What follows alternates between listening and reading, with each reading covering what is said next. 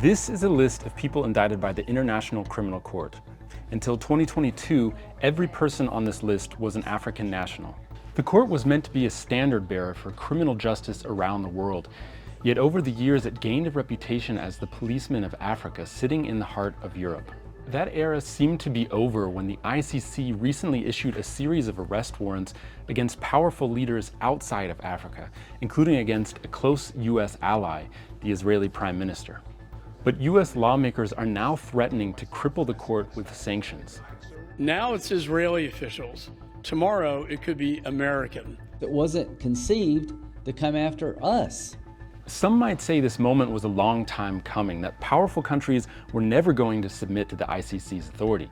But that begs the question, how can you have international justice if only the powerless can be prosecuted? It's very clear that if the ICC fails, if it doesn't implement these arrest warrants, then this would be the final nail in its coffin. The ICC hasn't been around that long. It was in 1998 that 120 countries of the United Nations voted to adopt the Rome Statute.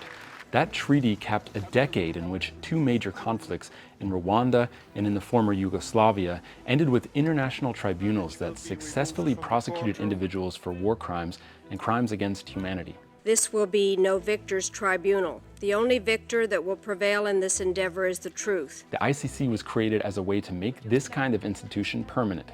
Its first hearing was in 2006. After the Cold War, it was as part of this increase in international institutions and courts. And so it's still a relatively young institution. It's never completely found its feet. From the beginning, it was opposed by world powers like the US and China and later Russia, who saw it as a threat to their sovereignty. Rest assured that the men and women of the United States Armed Forces will never appear before the ICC.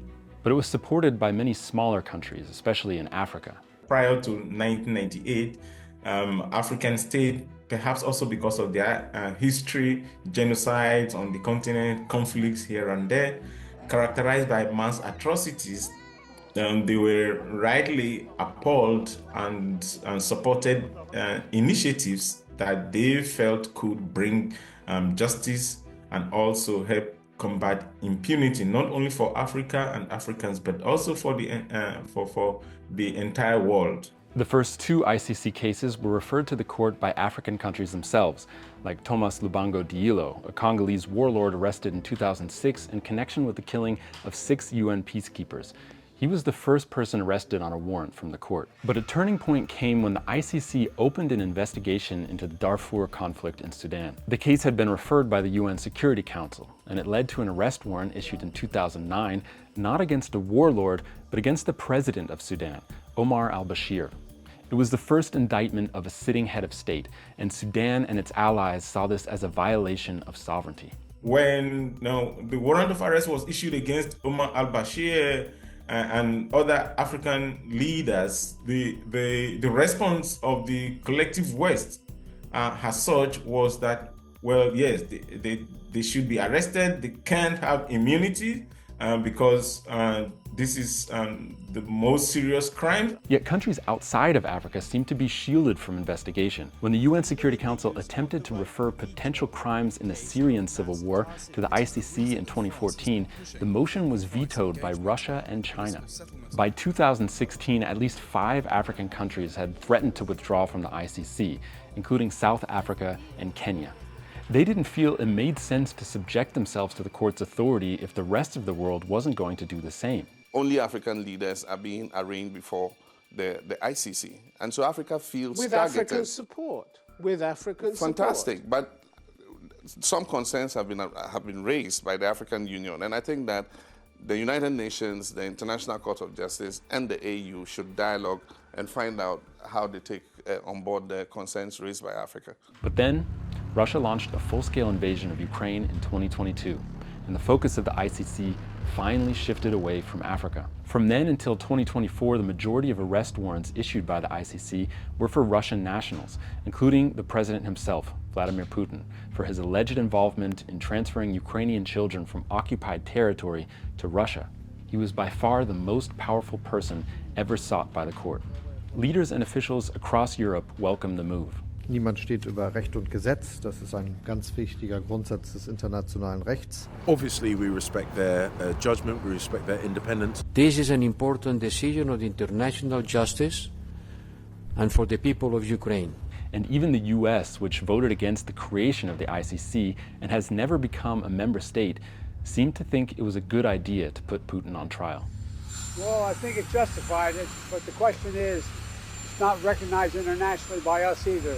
But I think it makes a very strong point. This may have been the peak of the ICC's popularity.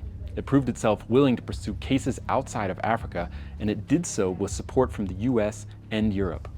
The moment didn't last long. A few months later, Hamas and other Palestinian militants carried out the October 7th terror attack on Israel, killing at least 800 civilians. Israel responded with a siege of Gaza, killing some 40,000 people, most of them women and children. In May 2024, ICC prosecutor Karim Khan announced that he was seeking an arrest warrant for the leader of Hamas's military wing, Mohammed Deif. And for the first time in ICC's history, he also sought an arrest warrant for the elected leader of a major Western ally, Israeli Prime Minister Benjamin Netanyahu, along with his former defense minister, Yoav Gallant. Israel and its allies condemned the court for drawing an apparent equivalency between Hamas's terror attack and the Israeli response. Branding Israel's leaders and soldiers as war criminals will pour jet fuel on the fires of anti-Semitism. US lawmakers were outraged.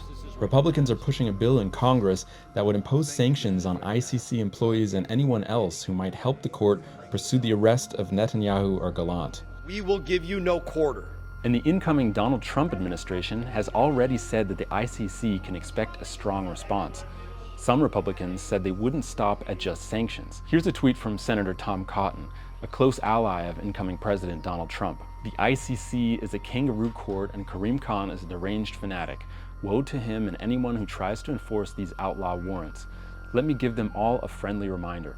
The American law on the ICC is known as the Hague Invasion Act for a reason. Think about it. He's referring to the American Service Members Protection Act, also known as the Hague Invasion Act, passed by President George W. Bush in 2002. It authorizes the US president to use all means necessary, including military action, to prevent the ICC from detaining an American citizen or a citizen of an allied country like Israel. The US has threatened the ICC before, but the court's president said it's reached new levels. The court is being threatened as if it was a terrorist organization. So the US is prepared to send troops to prevent any ICC member state from detaining Netanyahu and trying to send him to The Hague. At the same time, Washington has assisted the ICC's efforts in Africa and has welcomed its case against Putin. So how do they justify this? Here's Senator Lindsey Graham again. The Rome Statute was created to provide justice and a rule of law where there was none. Places like Russia, the deepest, darkest part of ungoverned Africa. And the Rome Statute doesn't apply to Israel or the United States or France or Germany or Great Britain because it wasn't conceived to come after us. We have our legal systems in place. The doctrine of a democratic exception is the centerpiece of US opposition to the ICC. Countries who are governed by the rule of law at home are inherently not subjected to the court's jurisdiction, according to this argument. And that because the rule of law has been destroyed at home in Russia by Vladimir Putin, then Russia is a country who might be subjected to that. The problem, of course, is that this becomes entirely self-serving. It's on the own say-so of any country whether they or their friends are sufficiently adhering to the rule of law such that an international court doesn't apply to them. And this is just not the way that international law works. It's no surprise to legal scholars that the US and Israel don't approve of the Netanyahu indictment. A more worrying development for the court is that its biggest European supporters might be turning against it at a critical moment. It really is an existential threat, though, if the countries in Europe who have been so behind the court have held themselves out as its leaders, if they now don't follow their basic obligations under the Rome Statute to execute an arrest warrant for somebody who's had one issued against them by the prosecutor, then the whole project essentially stalls and may fail entirely. France, one of the founders and biggest donors to the ICC, first voiced support for the arrest warrant against Netanyahu, then backtracked. claiming the court doesn't have jurisdiction over Israel.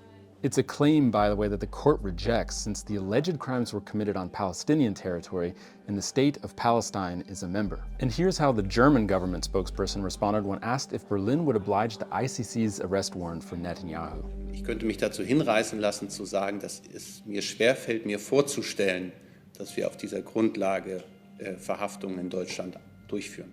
The modern German state in particular has built itself up as one of the strongest supporters of international justice over national interest. In the aftermath of World War II, the Allies set up a court in Nuremberg, Germany to prosecute Nazi crimes. This is where the modern concept of an international war tribunal comes from. Ohne den Hauptkriegsverbrecherprozess in Nürnberg gäbe es den Internationalen Strafgerichtshof in Den Haag heute nicht. In Deutschland ebneten die Alliierten in Nürnberg den Weg zu einer nationalen juristischen Aufarbeitung der NS-Geschichte. Germany has enshrined the ICC in its national law. It has a kind of anti-Hague Invasion Act, compelling Germany to cooperate with the ICC. I would say that Germany, almost more than any other Western country, has held itself out as standing for international law. It's really at the core, it seems, of Germany's identity of how it relates to the world. But another pillar of German foreign policy, also following from the Nazi murder of 6 million Jews, is its support for Israel. And Germany's principles are now on the line. It didn't foresee the situation where its key ally, Israel, the leader of it, a democratic leader of Israel, would have an arrest warrant from the ICC. But in this case, Germany, if it doesn't comply with this, then brings down the whole structure of international law in the sense that it's something, a higher authority that can be appealed to over mere politics. After 2 decades of prosecuting only Africans, The Hague is finally behaving like a truly global court. But that could be its downfall. It would be difficult for the courts to issue another arrest warrant for an African leader or any leader from the global south if it cannot follow through the arrest warrant it has issued for Vladimir Putin or Benjamin Netanyahu. If the ICC disappeared, the world's most powerful countries, Russia, China, and the US, would probably call it a win for sovereignty. The end of the provocative idea that a court in the Netherlands is the highest authority in the world. But it could also signal that the post-war dream of international justice is failing. If we didn't have these courts, if we didn't have these institutions, then we would clearly be in a worse situation because there wouldn't even be a standard that we could refer to say what is the correct form of behavior and what might be some forms of accountability.